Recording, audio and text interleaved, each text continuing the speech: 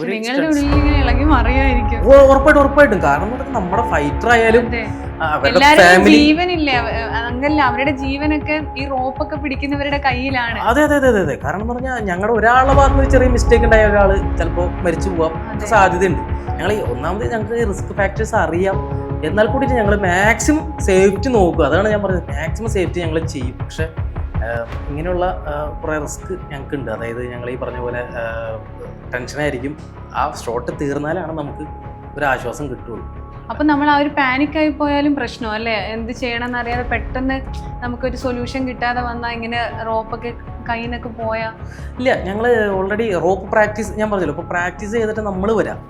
പക്ഷേ ഈ പറഞ്ഞ പോലെ അൺഎക്സ്പെക്റ്റഡ് ലൊക്കേഷൻ ഉണ്ടാകുന്ന കുറേ സിറ്റുവേഷൻസ്, ഇപ്പോൾ പറഞ്ഞ പോലെ ഗ്ലാസ് പെട്ടെന്ന് ടെമ്പറായി പോവുക, അല്ല പെട്ടെന്ന് കണ്ണിലോട്ട് നമ്മൾ മഴ ഓൾറെഡി പ്ലാൻ ചെയ്തതാണ്. പക്ഷെ കണ്ണിലോട്ട് അടിച്ചപ്പോൾ റോപ്പ് ഹോൾഡ് ചെയ്തവർക്ക് അൺഎക്സ്പെക്റ്റഡ്. പക്ഷെ ഞങ്ങൾ എന്ത് ചെയ്തു, അത് നേരത്തെ കൂട്ടി അറിഞ്ഞ് റോപ്പ് ലോക്ക് ചെയ്ത് വെച്ചു.